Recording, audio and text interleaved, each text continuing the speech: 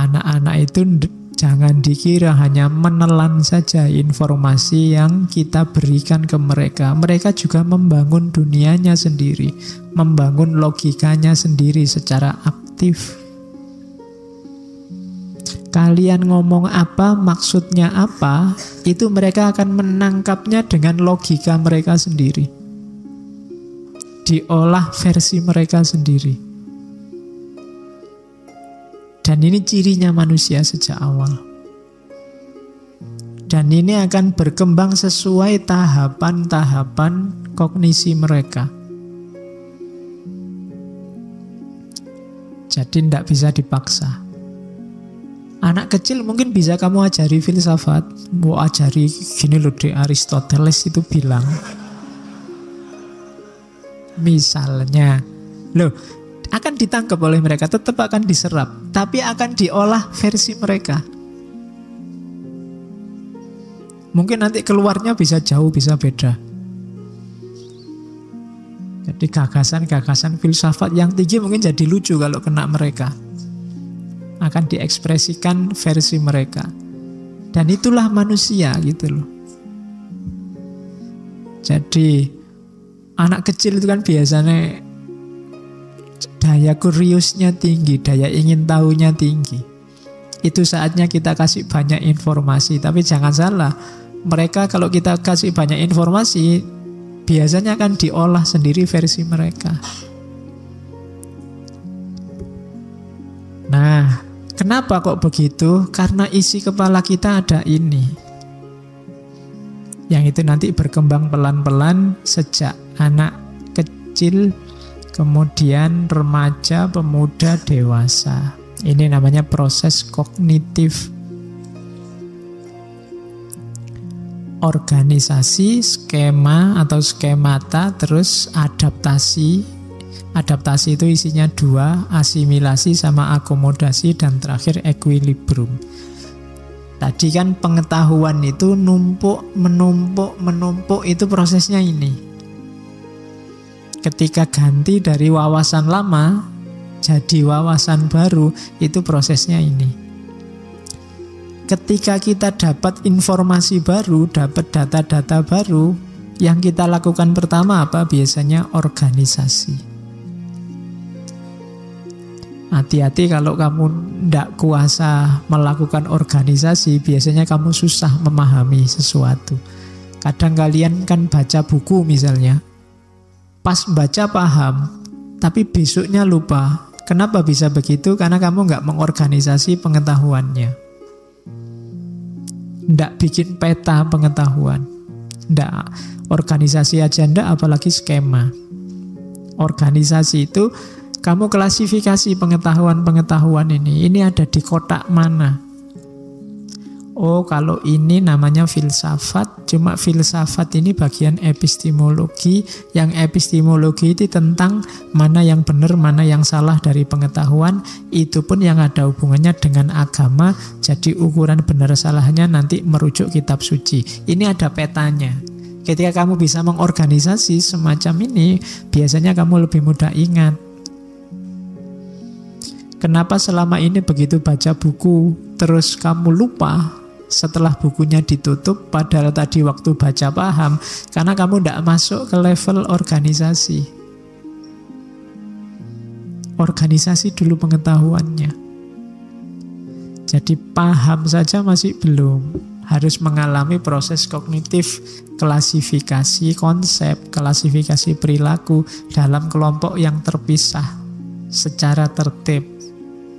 Ini yang ngawali klasifikasi minggu lalu kan dijelaskan, yaitu Aristoteles. Aristoteles itu memilah-milah. Oh, ini bagiannya substansi, ini bagiannya aksiden. Intinya ini, tempelannya ini. Ini aslinya ya kayu, tapi cuma dibentuk kotak sehingga bisa naruh barang, terus disebut meja. Itu kan klasifikasi. Kalau di masjid gini dia agak sakral, tapi kalau di angkringan sama-sama bangku kayak gini tidak terlalu sakral, boleh ditendang-tendang, boleh diduduk-dudukin. Nah, itu kepalamu jalanin, namanya mengorganisasi informasi. Kalau ini saja tidak bisa, itu ya mesti hilang, masuk kepalamu hilang. Itu kayak disket yang belum diformat. Kalau belum diformat kan kamu isi pengetahuan berapapun dia lenyap, hilang.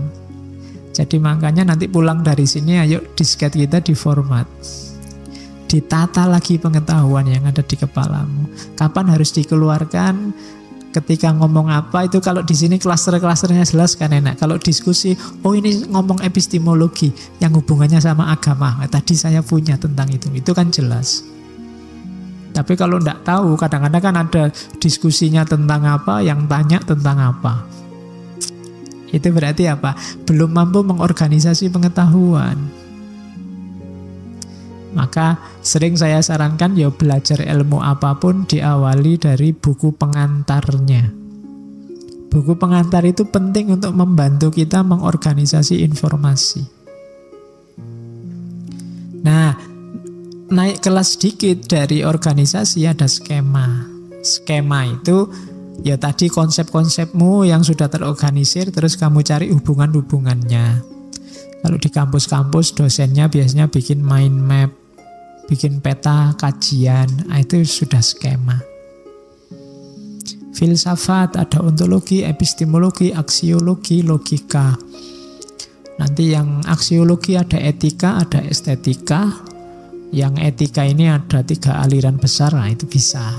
Sudah jadi skema sekarang. Skema lebih jelas lagi. Kalau sudah lahir skema, biasanya kamu sangat paham sudah tentang pengetahuan itu.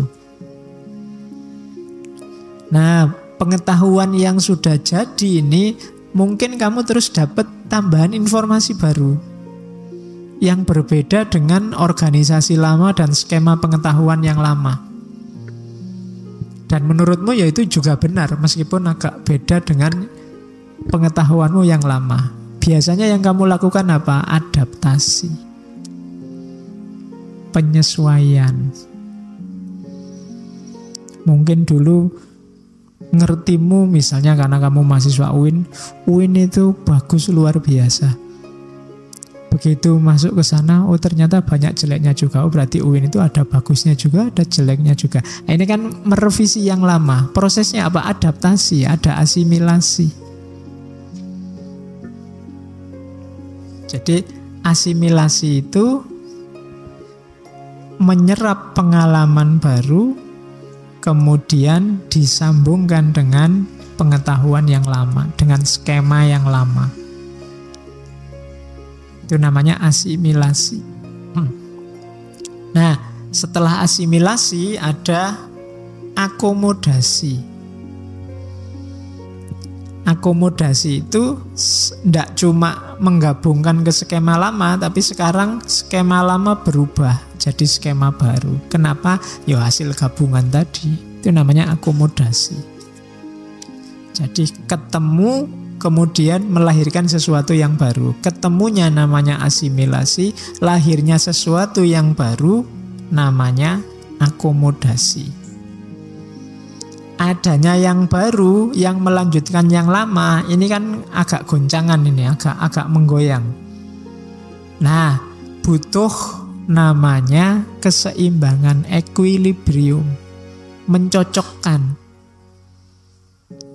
Kalau sudah equilibrium, sekarang kita hidup dengan struktur yang baru, dengan pengetahuan yang baru.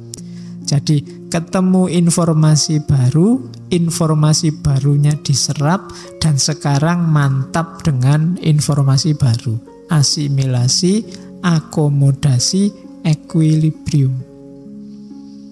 Tadi sebelum masuk kelas pengetahuanmu seperti apa, begitu masuk kelas terjadi asimilasi, akomodasi, equilibrium. Sekarang punya pengetahuan yang baru, yang beda dengan pengetahuan yang lama.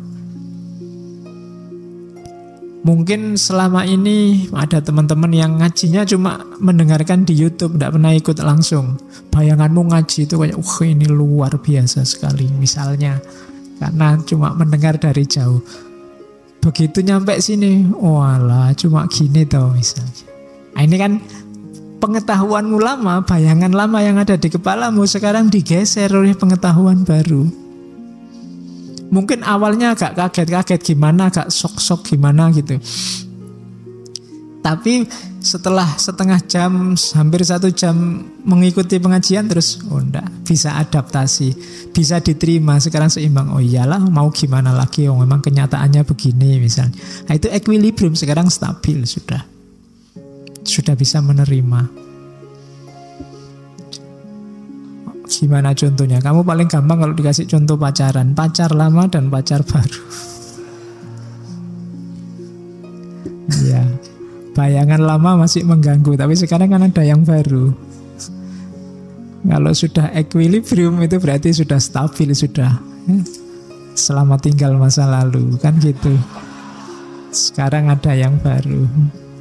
Oke, berarti asimilasi, akomodasi, equilibrium. Yang lama aja ndak ada Pak, oh berarti belum. Tugasnya masih organisasi. Masih harus membangun dulu struktur. Kalau sudah ada baru digusur. Oh, nggak ada yang lama, yang digusur yang mana? Bikin skema dulu. Kalau sudah ada skemanya nanti baru ada yang baru. Oke, ya nanti yang sudah punya pacar silahkan ditanya, ini ada asimilasi enggak? Oke, apa perlu akomodasi kan gitu. Nah, proses di kepalamu juga begitu. Ini kerjanya capek sekali kognisimu itu. Kalau enggak percaya ya, coba bayangkan sejak kamu bangun sampai kamu mau tidur, ini bunyi terus. Kamu sadari apa enggak kamu sadari? Mungkin lebih capek dari mulutmu yang ngomongnya banyak. Kepalamu itu ketemu apa saja kan dia bunyi. Bangun tidur, mana sandal, itu ya pikiran kerja. Mau ke belakang, kamar mandinya dipakai, tunggu dulu, itu kan bunyi terus isi kepalamu sejak bangun sampai mau tidur lagi. Jadi makhluk yang paling capek itu kepalamu. Kalau komputer itu sudah panas, tidak karu-karuan. Karena 22 berapa jam itu kamu, apalagi yang susah tidur itu, oh, mesti panas ini ya, makanya kadang-kadang hang. Tenang aja, kalau hang kan bisa di restart. Oke, ya kecuali motherboardnya jebol. Kalau itu tinggal beli yang baru. Oke, betapa luar biasa ya ciptaannya Allah itu. Komputer itu ada durasinya, ini sak kapoke kamu pakai. Nah, terus tahap-tahapnya ini. Ini namanya nyawa teorinya Jean Piaget di sini. Tahap perkembangan kognitif. Yang pertama 0 sampai 2 tahun. Ini saya bilang tadi ya, beliau yang diteliti anak-anaknya sendiri. Jadi begitu anaknya lahir langsung jadi objek penelitian. Umur 0 tahun sampai 2 tahun. Namanya sensorik motorik. Ini akalnya belum jalan. Masih bermain dengan insting. Kemampuan panca indera mulai hidup. Era motorik mulai gerak. Jadi karakteristiknya itu, bayi baru lahir kan ya bisanya gerak. Andalannya naluriah, insting untuk menangkap pengetahuan dengan panca inderanya, mulai melek, mulai bersentuhan dengan dunia, mulai bergerak, mulai nangis, itu kan sensorik motorik. Nanti mungkin beberapa bulan dia sudah mulai kenal ekspresi. Ya kalau di situ tulis bahasa, meskipun bahasa versi mereka, menyampaikan rasa tidak nyaman, menyampaikan rasa sedih, menyampaikan rasa tidak enak, itu kan dengan bahasa mereka, mungkin sambil nangis, sambil goyang-goyang, sambil, itu sensorik motorik. Basisnya masih naluriah, belum operatif kognisinya. Jadi tidak bisa diajak diskusi filsafat, masih 0 sampai 2 tahun. Yo, nanti kalau kamu ajak diskusi filsafat, nanti jangan-jangan dia bilang sing waras ngalah. Wong anak bayi kok diajak diskusi filsafat. Sensorik motorik. Kalau kamu ingin berinteraksi dengan dia, ya fisik. Kamu gendong, kamu senggol. Nanti sampai 2 tahun masih ini. Masih andalannya ini. Kemampuan panca inderanya yang digenjot. 2 tahun akalnya berkembang. Mulai sudah bisa berpikir. 2-7 tahun. Ini fase cerewet-cerewetnya. Akalnya mulai berkembang, mulai bisa ngomong. Ini era yang harus sangat telaten. Yang saya bilang tadi, tumpuan bangunan pengetahuan, dia nanti terkonstruksi jadi baik atau tidak, fondasinya di sini. 2-7. Nah, kalau kalian ingin tahu, saya itu jadi orang kok gini-gini amat ya Pak, coba tanya bapakmu dulu 2-7 kamu dikasih apa? Dibangun jadi apa oleh orang tuamu? Era-era ini cirinya yang pertama egosentris. Egosentris itu ya dia masih belum bisa disuruh toleran, disuruh pluralis, ndak iso. Dia mikirnya awake dhewe. Ya. Cah cilik disuruh, kamu mbok yang toleran sama bapak lah ya cah cilik. Nggak bisa, dia tetap kepentingannya yang dinomor satukan. Itu pasti. Makanya tadi dia cerewet, menang-menangan, itu anak kecil. Jadi aktivitasnya sudah mulai bisa aktivitas simbolik. Ngomong itu kan aktivitas simbolik. Egocentric speak, sosialisasi speak. Ngomongnya sudah mulai bisa interaksi ngobrol dengan orang lain. Sudah mulai bisa ngerti simbol-simbol, mulai representan, mulai bisa ngerti representasi. Kalau ini menyimbolkan ini, kalau ini menyimbolkan itu sudah mulai akalnya berkembang. Kalau di kita sampai 7 tahun itu berarti ya sudah sampai dia sekolah SD. PAUD, TK, SD itu kemampuan simboliknya tumbuh. Kalau sebelumnya masih 0-2 belum. Tapi anak usia ini itu jangan heran kalau dia egosentris. Kadang ngeyel. Sudah dikasih tahu yang benar ini, enggak, bagi dia yang benar bukan ini tapi itu. Daya kuriusnya tinggi anak kecil itu. Makanya kadang saya sering cerita, apa-apa ditunjuk ditanyain, ini apa, itu apa, dan seterusnya. Kadang pertanyaan-pertanyaan yang bapaknya enggak bisa jawab. Allah itu apa? Allah ada di mana? Itu bapaknya pontang-panting itu. Ya, kalau bapaknya tidak cerdas pasti pening. Ya nanti kamu kasih rekamannya ngaji filsafat. Tambah stres itu. Oke, itu era kedua kognisi sudah. Ada era ketiga. Ini era konkret operasional. Ini akalnya sudah sempurna. Kalau dalam agama ini era ketika sudah disebut balik atau mumayyiz kalau bahasa fikihnya.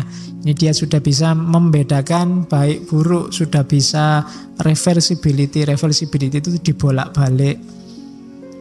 Ini adik, ini kakak. Kalau kakak ini duluan, kalau adik belakangan. Berarti kalau ngitungnya dari bawah, adik dulu baru kakak. Ini mikir-mikir yang dibolak-balik ini dia bisa sudah. Akalnya sudah sempurna. Conversation, bisa ngobrol, nalarnya jalan. Seri session iso jajar-jajar. Ini diantara yang hadir malam ini, ayo diurut mulai dari yang paling ganteng, yang tidak terlalu ganteng, yang biasa-biasa, yang jelek banget. Itu sudah mulai bisa menyeri dia, bisa milih. Klasifikasi, mulai tidak egosentris, mulai ngerti dia butuh orang lain. Mulai anak-anak usia ini, sekolah-sekolah SD ini biasanya seneng-senengnya berteman. Main-main di luar bareng temennya, itu usia-usia ini. Meskipun hari ini mungkin sudah jarang lihat anak kecil-kecil main di luar, tapi sebenarnya usia ini memang harus banyak main. Ini mulai berkembang, mulai lunturnya egosentris. Harus banyak dilatih hidup bareng. Biasanya sama temennya dekat, sudah mulai punya banyak teman-teman favorit di sekolah. Jadi itu era 7-12. Bahasanya ya dia sudah bisa diajak diskusi, sudah bisa memahami, membaca realitasnya sendiri, sudah bisa komentar. Zaman sekarang mungkin dia sudah punya Instagram sendiri, punya Facebook sendiri. Karena temennya sekarang kan HP semua sama smartphone. Jadi nanti teorinya Piaget ini kan teori tahun-tahun 60-an, tahun 50-an. Ya kalian silahkan direvisi teori ini dengan perkembangan teknologi terkini. Karena anak-anak sekarang kan perkembangannya jauh dengan zaman ini. Mungkin sekarang berteman itu agak susah. Temannya semua pegang HP. Sekarang temannya superhero yang di game-game itu. Itu kan sudah beda. Sekarang anak kecil-kecil kalau ada cowok sama cewek jalan, pacaran ya, itu sudah ngerti dia. Anak kecil itu sekarang sudah ngerti pacaran, ada yang sudah pacaran beneran sampean. Hari ini ndak nyampe kita.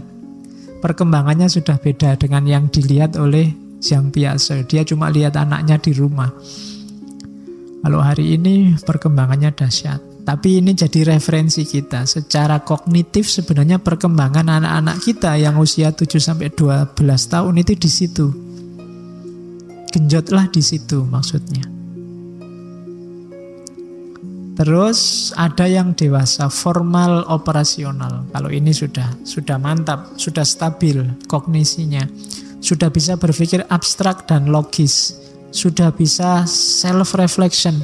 Dia sudah bisa merenungi perbuatannya sendiri. Anak-anak sudah bisa membayangkan peran orang dewasa atau sudah bisa ngukur cita-cita ingin jadi apa, sudah bisa. Sudah mulai sadar kepentingan bersama atau kepentingan masyarakat. Ini 12 ke atas. Saya tidak tahu kalian sudah masuk 12 ke atas apa belum. Harusnya sudah ya. Tapi kelakuannya kok banyak yang kayak anak-anak. Jadi harusnya sudah full kalian kognisinya. Jadi kalau saya bilang berfilsafatlah, belajarlah berpikir, itu sebenarnya kapasitasmu sudah penuh ketika umur 12 ke atas, katanya Piaget. Harusnya nalarmu jalan, bisa berpikir abstrak, bisa berpikir logis, itu sudah bisa. Kalau ini diasumsikan bahwa sudah waktunya diajari cara berpikir yang benar, mungkin filsafat itu bisa, atau paling tidak logika itu bisa diajarkan sejak umur 12 mungkin umur-umur SMP. Jadi menurut saya kalau mau eksperimen, anak-anak SMP itu sudah bisa diajari berpikir logis. Jadi boleh dikasih mata pelajaran logika. Sudah nyampe. Biar tidak mudah ketipu hoax kayak kalian waktu tuanya. Jadi cara mikirnya jernih. Itu bisa. Jadi kalau mau diadaptasi mungkin kita bikin kelas-kelas logika. Ya jangan yang tinggi-tinggi. Anak SD jangan dikasih Heidegger, Gadamer, pusing mereka. Logika-logika dasar. Hari ini kan yang bikin kamu pusing kan kalau ujian apa terus ada tes TPA-nya. Itu karena kamu tidak terlatih berpikir logika sejak kecil. Kalau kamu agak kuat di logika, itu tes-tes TPA itu tidak masalah. Cuma kita jarang memperdaya gunakan ini sejak kecil. Akhirnya waktu tes TPA pontang-panting, ada gambar kotak-kotak kamu pusing, ada gambar bulat-bulat kamu pusing. Kelihatannya kok sama semua ya Pak, bedanya di mana? Kan kamu mengeluhnya selalu begitu. Karena kita tidak terlatih di logik. Jadi kalau ikut tahap perkembangan kognitif ini, usia 12 ke atas dia sudah formal operasional. Akalnya jalan, sudah mulai bisa dibimbing berpikir filsafat. Nah, tahap perkembangan ini sifatnya hierarkis. Tidak loncat-loncat, tidak milih-milih, tapi berkembang terus. Yang lebih tinggi mengandung atasnya, yang bawah cuma tidak punya atasnya. Jadi dia era lebih tua itu punya yang lebih muda. Sensorik, motorik Ndak punya praoperasional, tapi praoperasional ada sensorik motorik. Konkret operasional dia punya dia punya sensorik motorik, tapi dia ndak punya formal operasional. Jadi cara membacanya begitu. Ini sifatnya hierarkis, tidak milih-milih. Kalau ada orang sudah tua, tapi kok ya masih belum bisa berpikir abstrak, itu mungkin dia sebenarnya ada di era konkret sensasional. Jadi dia ada di era konkret operasional, akalnya belum berkembang. Harusnya kalau dalam agama ya sudah, dia sudah mumayyiz, tapi mungkin ada hal tertentu yang membuat dia. Nah, kalau ada orang semacam ini, itu nanti yang kita sebut kekanak-kanaan. Wong sudah tua kok masih kekanak-kanaan, itu berarti apa? Harusnya dia ada di formal operasional, mikirnya malah di era sensorik motorik misalnya. Sensorik motorik itu diajak mikir susah pol. Maunya ya yang motorik-motorik saja, yang enak-enak saja, mangan, ngopi. Itu kan naluriah. Tapi diajak mikir tidak bisa, tidak mampu. Nah, itu orang terus menyebutnya kekanak-kanaan. Harusnya setiap orang step by step mendaki ini. Dan ini sebenarnya naluriah sifatnya. Berkembang terus penuh. Usia 12 ke atas. Penuh itu potensinya, kapasitasnya, bahwa ini dipakai atau tidak ya nanti tergantung orangnya. Maka tes IQ itu bisa umur 12 mungkin sudah bisa terdeteksi dan kekuatannya sudah penuh di era formal operasional. Ini kognisi ya. Nanti variabel yang lain yang membantu perkembangan pemikiran seseorang pasti, tapi kekuatan akal kita ada di situ. Ini hasil cermatannya Zhang Piaget. Maka katanya Piaget, kalau kita mendidik anak, kalau kita beraktivitas di dunia pembelajaran, perhatikanlah level-level kognisinya.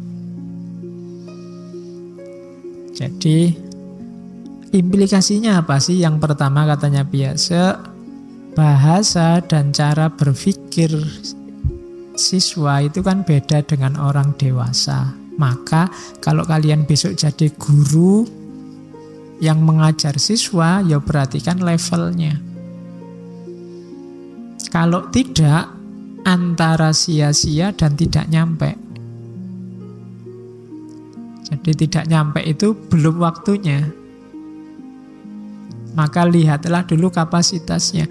Anak kecil-kecil ya kasih model untuk mereka. Jadi jangan disamakan kayak orang dewasa. Dan jangan dinilai pakai standarnya orang dewasa.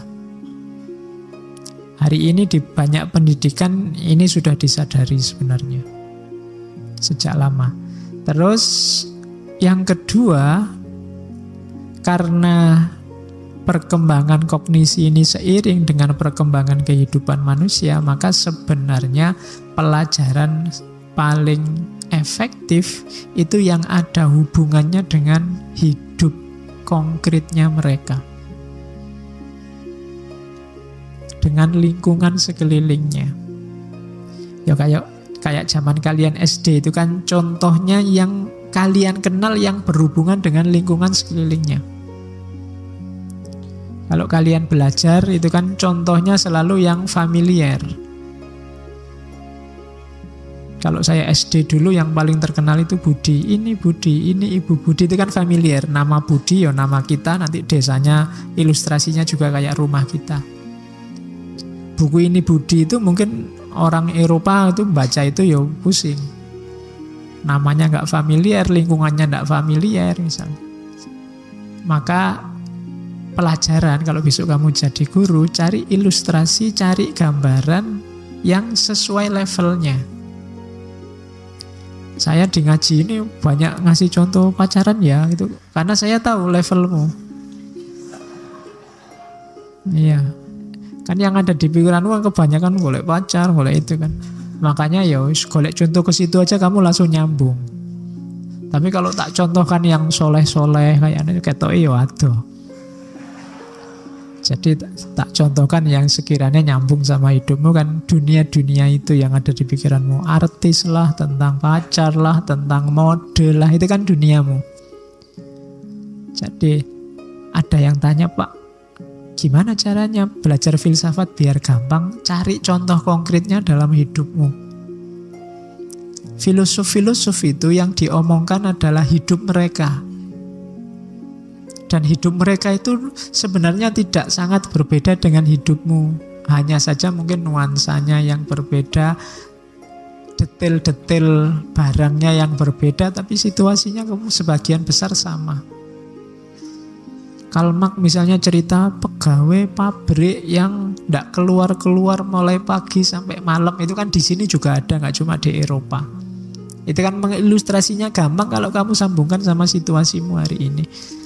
Ketika Sartre bilang orang lain adalah neraka, bikin aku sumpek aja. Loh, itu kontekstualkan dengan hidupmu. Oh, itu maksudnya Sartre itu mungkin kalau kita sedang ingin bebas ngapain aja ada orang, akhirnya nggak jadi. Sebenarnya ini sumuk, kalau nggak ada orang mau nyopot baju terus kipas-kipas kelekaran di bawah kipas angin itu kan enak, tapi banyak orang akhirnya nggak jadi. Wah, memang orang lain itu neraka, bener Sartre. Lah ini kan mengkontekstualkan sesuai situasimu. Orang jadi lebih mudah memahami dibandingkan baca bukunya Sartre langsung. Dari mana? Dari ilustrasinya. Nah, kalau kamu ngajar siswa juga begitu.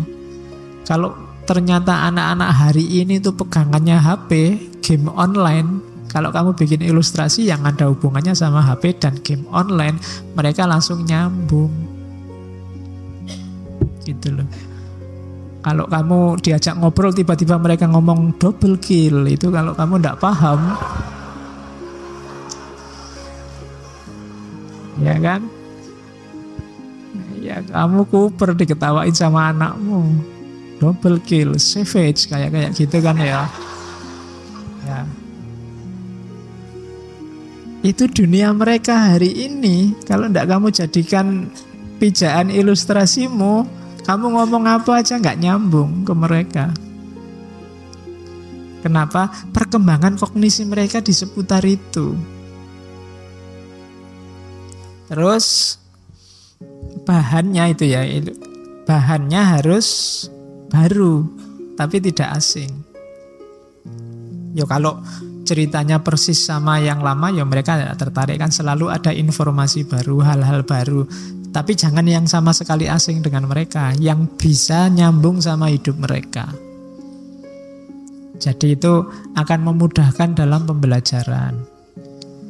Beri mereka sesuai levelnya. Beri kesempatan mereka untuk bicara sesuai level pemahamannya. Jangan cuma diceramai.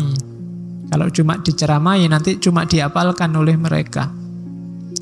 Kenapa susah sekali pendidikan moral, padahal pondok banyak, kurikulum-kurikulum moral banyak.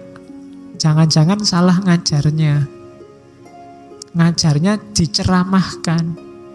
Kalau diceramahkan mungkin kemungkinan besar cuma dihafalkan. Itu sudah sangat bagus. Demonstrasikan kalau maunya di sini, atau tunjukkan relevansinya dengan dunia konkret. Kasih contoh-contoh real kehidupan mereka. Akan lebih nyambung. Oke, terus ya jadi implikasinya ini. Sebelum ke kritik, jadi manusia itu ternyata berkembang dituntun oleh perkembangan akalnya. Dan ini kalau kalian baca buku antropologi, bahkan yang namanya agama, kalau yang belajar sejarah agama-agama itu ekuivalen dengan perkembangan akalnya manusia. Dulu agama itu ini, kalau yang belajar antropologi agama ya, agama paling kuno itu namanya dinamisme. Dinamisme itu kepercayaan manusia pada ada daya di balik benda. Kenapa ada percaya begini? Karena mereka menghadapi banyak hal yang mereka tidak berdaya berhadapan dengan itu. Berhadapan dengan laut tidak berdaya, berhadapan dengan pohon-pohon besar mereka merasa kecil, berhadapan dengan hujan, dengan angin mereka merasa lemah, ilmu pengetahuan belum berkembang. Maka orang primitif menganggap bahwa di balik benda-benda di alam ini ada dayanya yang harus dihargai. Kalau nggak dihargai, kita bisa diamuk. Maka lahir dinamisme, kepercayaan pada daya.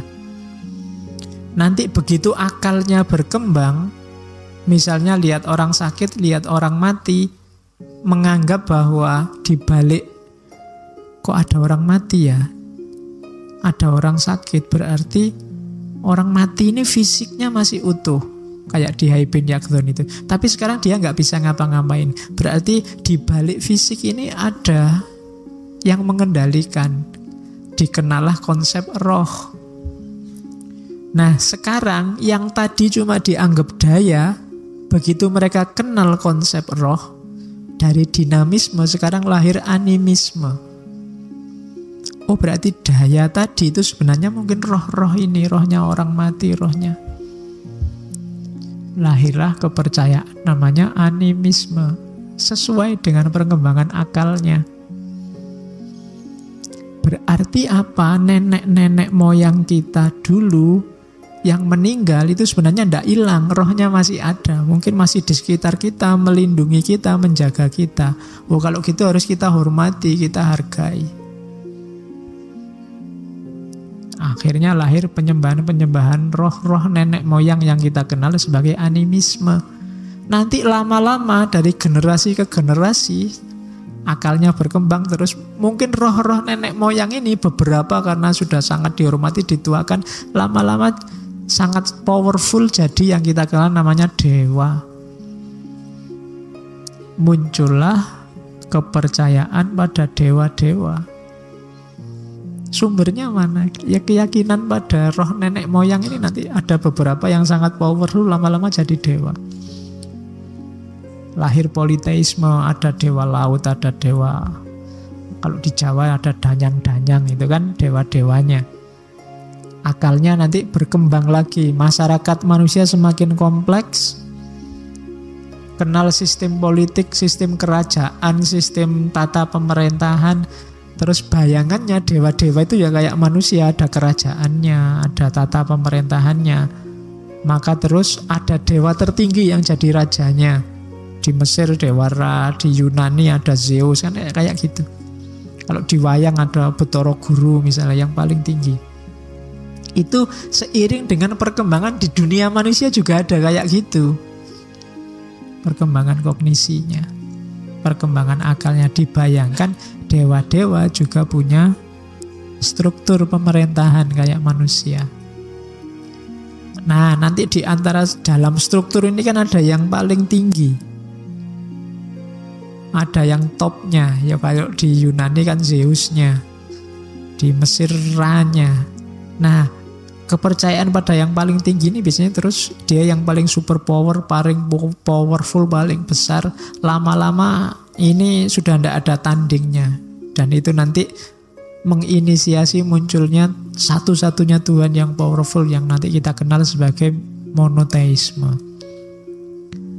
Cerita semacam ini adanya di dunia antropologi, yang melihat ternyata perkembangan akalnya manusia itu ekuivalen dengan perkembangan agama, perkembangan sembahan-sembahan manusia.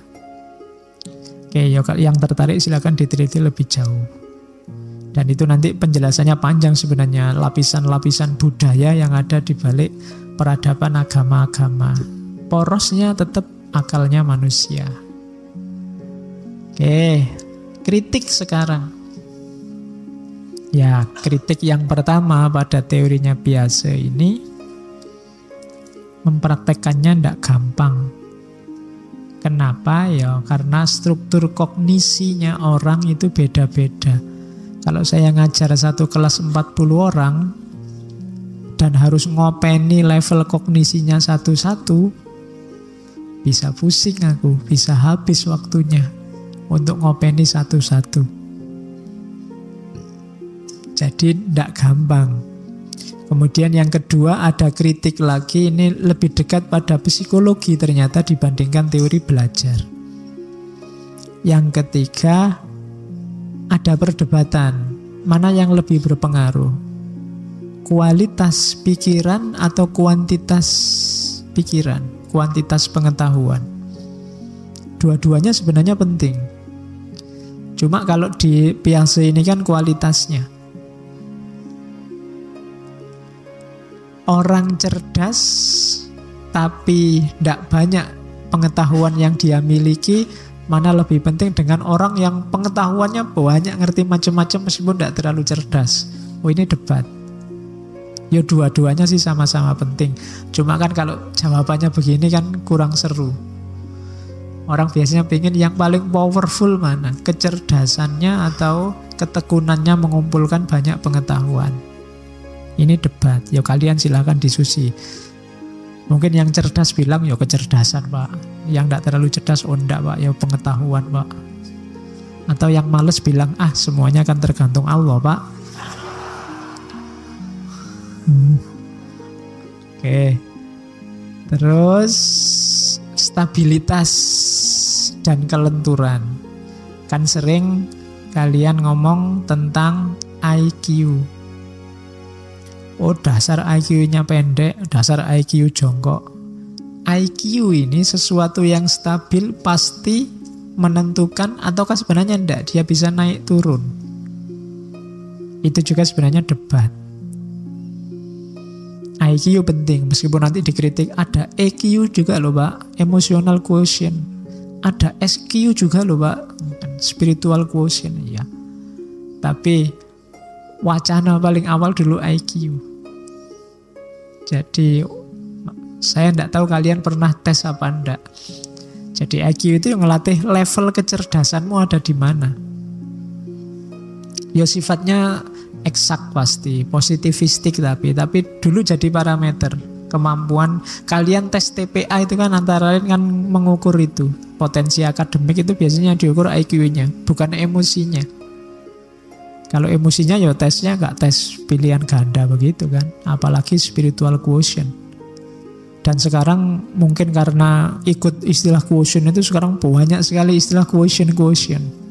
Ada profetik, kecerdasan profetik, ada macam-macam. Kelihatannya ada juga SQ yang singkatannya bukan spiritual tapi seksual. Sexual quotient, kecerdasan seksual. Saya tidak tahu isinya apa wacana itu. Apa sangat cerdas, ada orang ngomong apa itu pikirannya mesti ke situ. Oh. Berarti SQ-nya tinggi sekali. Jadi pikirannya ngeres terus. Nah, itu wacana-wacana psikologi pendidikan. Silahkan digali. Katanya yang paling ampuh itu SQ. Atau yang dulu kehadiran EQ juga kan mengagetkan bahwa ternyata yang menentukan nasib hidup, gaya hidup itu bukan IQ-nya tapi emosionalnya. Itu yang menemukan Daniel Goleman itu kan. Jadi Goleman ini kaget ada mahasiswa yang IP-nya hampir 4. Nilainya 4 terus, A terus. Hanya ada satu mata kuliah amin. Begitu dapat amin dia tidak terima. Dia merasa loh aku pintar harusnya A semua. Akhirnya saking marahnya dia pulang ngambil senjata, dosennya ditembak sampai tewas. Nah, itu kan terus kesimpulan Goleman, sebenarnya IQ tidak menentukan. Ternyata yang menentukan lebih banyak emotional quotient-nya. Belum lagi nanti datang wacana baru, spiritual quotient, lebih asasi, lebih dasar. Ya nanti kalau ada waktu ya kita bahas tiga-tiganya satu bulan. IQ, EQ, SQ. Satu lagi tidak tahu apa SQ yang satunya tadi mungkin. Biar 4. Oke, ada debat juga antara natur sama nurtur. Natur itu kondisi yang alamiah atau nurtur yang bentukan sosial, bentukan lingkungan. Mana lebih bermain atau mana yang lebih esensial? hakikat kecerdasanmu apa? Pengaruh dari luar, pengaruh dari struktur sosial, budaya, politik di sekelilingmu. Itu natur atau nurtur.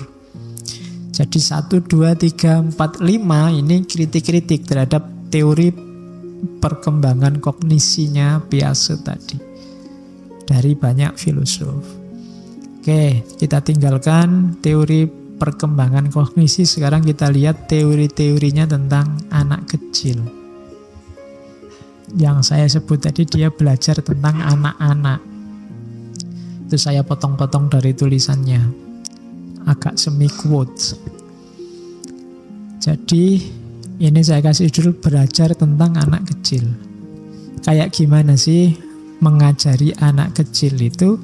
Yang pertama katanya Piaget, when you teach a child something, you take away forever his chance of discovering it for himself. Kalau engkau mengajar, itu mungkin maksudnya mendikte anakmu, engkau sedang membuang selamanya kesempatan dia bisa menemukan sendiri. Biasanya kan kita ngajari anak itu ndak telaten. Ini jawabannya apa? Kesuwen, bapak sibuk, mas repot, ini tak jawabin, kan ngono. Itu berarti kamu sedang membuang kesempatan untuk dia sendiri jadi penemu jawaban. Itu akan membentuk dirinya. Jadi hati-hati menyikapi anak-anak itu. Dituruti tapi juga dirangsang berpikirnya. Jangan dikasih yang instan-instan. Nanti mereka tidak sabar menggembalakan proses. Jadi didik besok anak-anakmu untuk mau dan siap sabar mengikuti proses sampai dia menemukan sendiri. Itu akan lebih menancap, akan lebih membentuk dirinya. Jadi berhadapan dengan anak kecil adalah kalau engkau ketemu mereka, jangan didikte begitu saja. Ciptakan situasi yang membuat mereka menemukan sendiri. Kalau harus ngajak ngobrol, ya ngobrol tapi jangan to the point. Pancing dia untuk menemukan jawaban sendiri. Itu katanya Piaget lebih efektif untuk membangun, membentuk. Daripada mereka dijejali hal-hal yang instan, nanti cuma dihafalkan tapi tidak ngerti hakikatnya. Yang kedua, ingatlah anak-anak itu punya logika sendiri. Saya bilang tadi di awal, itu kalimatnya. Anak-anak itu sering melihat sesuatu hanya apa yang dia sudah tahu. Sebenarnya semua orang. Ia memproyeksikan whole of his verbal thought into thing, yang ada di pikirannya terhadap segala sesuatu. He sees mountain as built by man. Dia menganggap gunung itu diciptakan orang. Dia menganggap sungai-sungai itu dulu ada yang menggali. Dia menganggap matahari dan bulan itu yang jalan mengikuti dia. Itu logikanya anak-anak. Jadi kalau kamu ketemu anak-anak, ngomongnya turunkan ke level mereka. Mereka punya cara berpikir sendiri. Kalian sendiri kan dulu juga begitu waktu kecil. Bayanganmu kan ini kalau ilustrasi ceritanya Jean Piaget ini. Mungkin yang ada di kepalamu dulu waktu kecil, gunung itu orang kerja bakti terus numpuk-numpuk pasir terus jadi dhuwur kan ngono. Membayangkannya kan itu. Atau sungai itu dulu ada yang menggali, duduk siji-siji gitu. Sesuai imajinasimu, sesuai levelmu. Jadi itu anak-anak, maka berhadapan dengan mereka, ayo turunkan level bicaranya ke level mereka. Mereka punya logika sendiri, punya cara berpikir sendiri. Bayangkan coba lihat anak-anak kecil itu imajinasinya akan main. Mungkin lihat kacamata, kalau kita yang orang dewasa kacamata ya kacamata, tapi di tangan anak kecil ini bisa jadi tembak-tembakan, mobil-mobilan. Itu akal mereka. Misalnya, Wow, ini mobil terbang, pesawat terbang, weng, itu kan kalau kamu, itu ndak cerdas itu kacamata kok dianggap pesawat. Itu kan kita begitu. Itu mematikan mereka. Mereka punya dunia imajinasi sendiri. Kalau lingkungannya tidak merespon, tidak menanggapi, daya kreativitas yang luar biasa ini bisa mati. Ini kan daya imajinasi yang luar biasa, yang bisa memicu orang jadi kreatif. Kalau sejak kecil imajinasi ini ditertawakan, tidak akan berkembang. Sama kayak anak yang banyak tanya tadi, kalau sejak kecil terus dimarahin terus sama orang tuanya, lama-lama dia tidak berani tanya lagi. Itu apa? Ini apa? Dah anak kecil, jangan cerewet. Ya sudah, wassalam, dia besok tidak akan berkembang daya ingin tahunya. Dan kalau daya ingin tahunya nggak berkembang, dia tidak akan jadi ilmuwan. Kita kehilangan satu aset. Ya kan? Kamu ketawain dia main, masa gini kok dianggap pesawat? Anak kecil dasar. Ya memang dia anak kecil. Yang dasar itu yang tua. Masa sama anak beraninya sama anak kecil. Jadi yang kedua itu, mereka punya logika sendiri. Kita sendiri waktu kecil dulu kan juga begitu. Jangan kan gitu. Mereka kamu ceritai Tuhan aja, mungkin dia sekarang punya gambar Tuhan di kepalanya sesuai imajinasi mereka. Mungkin zaman saya kecil dulu bayangannya ada di atas, jenggotnya panjang, pakai jubah besar, terus lihat ke bawah gini. Itu kan imajinasi main mereka. Ya biarkan sesuai imajinasinya, tuntun mereka sampai menemukan sendiri, nggak usah dimarahi. Wah, musyrik itu dek, mikir gitu. Ya itu levelnya mereka. Itu levelnya mereka. Itu kayak maka ngajari anak kecil ya perhatikan levelnya. Oke, yang ketiga, every time we teach a child something, we keep him from inventing it himself. Sama kayak yang pertama tadi lah. Setiap kali kita dikte mereka, menceramai mereka, saat itu juga kita sedang memangkas potensi mereka jadi penemu. Di sisi lain, kalau mereka dibiarkan menemukan sendiri, we allow him to discover for himself, will remain with him visible for the rest of his life. Kalau dia menemukan sendiri, maka temuan ini akan berguna terus sepanjang hayat mereka. Kenapa? Lebih nempel. Hasil discovery mereka sendiri, bukan sesuatu yang dijejalkan ke kepala mereka. Jadi biarkan mereka bebas berpikir, berimajinasi sesuai level mereka. Kasih mereka umpan-umpan sampai mereka bisa menangkap sendiri pengetahuan itu. Itu cara ngajari anak-anak. Jadi belajar tentang anak-anak. Selanjutnya ada belajar dari anak-anak.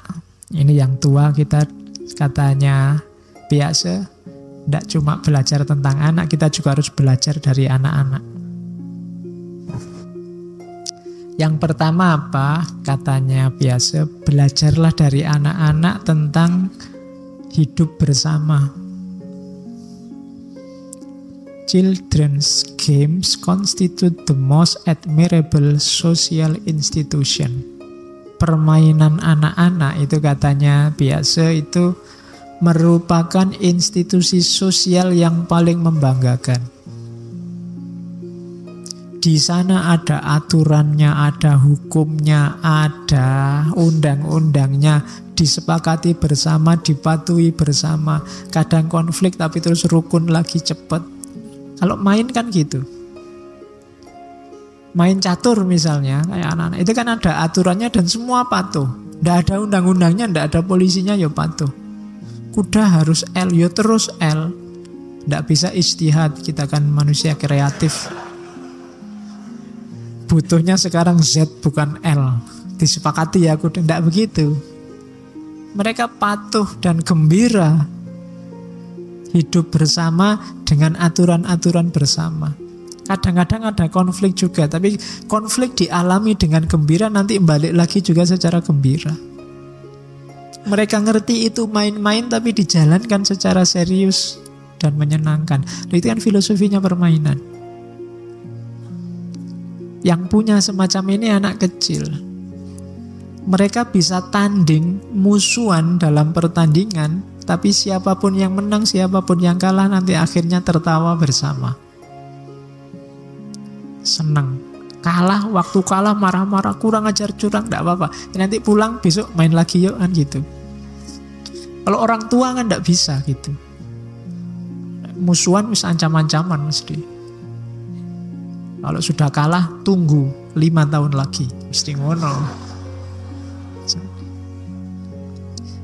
Semakin dewasa kita tidak cerdas, makanya kita belajar dari anak kecil. Kadang-kadang anak kecilnya gegeran, terus orang tuanya ikut. Yang kecil sudah ketawa-ketawa, main lagi bareng orang tuanya sekarang.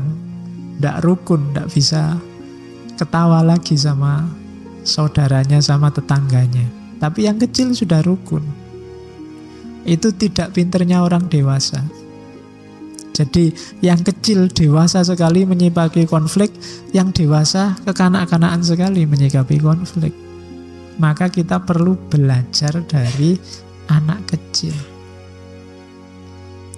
Pelajaran kedua katanya Piaget, egosentrisme anak-anak. Tadi kan ada fase egoisnya anak-anak. Ternyata orang dewasa juga banyak yang egois kayak anak-anak. Apa sih? Tidak egois itu in its essence adalah, esensinya egois itu apa? Tidak mampu membedakan antara kepentingan sendiri dengan kepentingan orang banyak.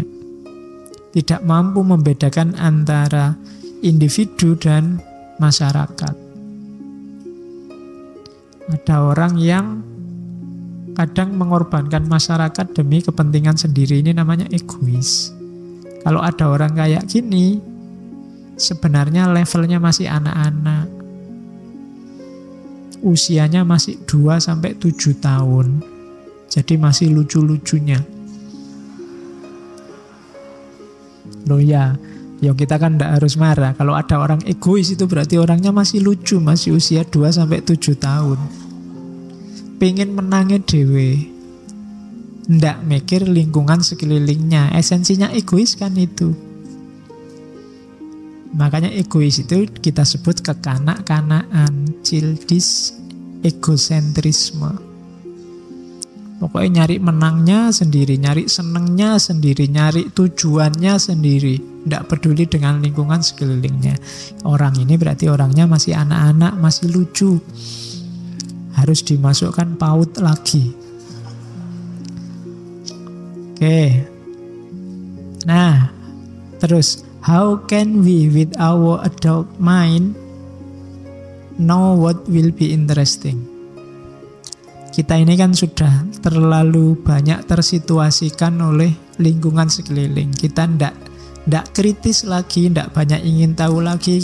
Kita merasa hidup sudah berjalan seperti biasa.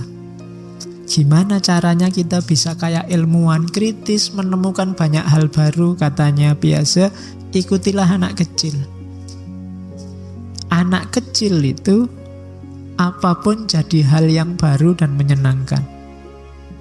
You can find out something new. Kalau kalian ikuti, coba lihat anak kecil itu. Saya bilang tadi loh, ini kacamata bagi kalian kan tidak menarik, tidak ada apa-apanya. Di mata anak kecil dia menarik. Bisa jadi motor-motoran, mobil-mobilan, pesawat-pesawatan. Tidak ada yang biasa-biasa bagi anak kecil.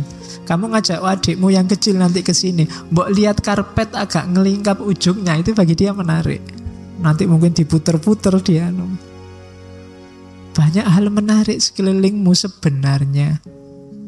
Banyak hal yang bisa ditemukan. Banyak hal baru yang bisa dirumuskan. Cuma kita sangat tersituasikan oleh rutinitas keseharian sehingga tidak ketemu itu. Sarannya biasa, ikuti anak kecil. Follow the child. akan ketemu betapa menariknya hidup kita, lingkungan sekeliling kita, keseharian kita. Tidak ada yang biasa-biasa, semuanya luar biasa menarik kalau kita geluti satu-satu. Terus ya, maka rumusnya katanya biasa, play is the answer to the question how does anything new come about. Bagaimana kita melahirkan sesuatu yang baru, bagaimana ada yang baru dari kita, caranya apa? Play. Ayo mainkan saja. Kayak anak kecil. Nanti akan lahir sesuatu yang baru. Jangan yang normal-normal. Ayo dinikmati, dimainkan. Nanti akan ada lahir. Loh, para ilmuwan itu kan memain-mainkan, eksperimen, latihan main-main, sehingga lahir banyak hal baru. Tidak ada yang normal. Maka kalau kamu kesulitan, Pak, saya susah ini mau bikin tesis, tidak nemu-nemu yang baru apa? Play, mainkan. Banyak isu yang bisa kamu mainkan. Saya tidak tahu play ini sama nggak dengan ayo digoreng. Sekarang kan banyak goreng-menggoreng isu. Cuma ini akademis ya, bukan berita di media. Banyak hal yang bisa kamu goreng secara ilmiah. Ayo dimainkan. Jadi anak kecil lagi, semuanya dimainkan. Nanti kita akan gembira dan banyak menemukan hal yang baru. Hidup kita selama ini terlalu serius. Ayo main. Kamu mainnya kurang jauh. Ya, jadi mari kita main-main sekarang biar bisa menikmati hidup dan menemukan banyak hal baru. Selama ini kita terlalu tegang, terlalu banyak idealisme di kepalamu. Itu yang bikin kamu jadi penurut tadi kan. Apa-apa nurut, manut aja. Ayo sekarang saatnya main. Bikin waktu bermain lebih banyak. Bukan main game online loh ya. Hidupmu di sekelilingmu itu menarik semua. Tidak ada yang tidak menarik. Oke, saya kira itu untuk malam ini. Kurang lebihnya mohon maaf. Wallahul muwafiq. Wallahu a'lam bissawab. Wassalamualaikum warahmatullahi wabarakatuh.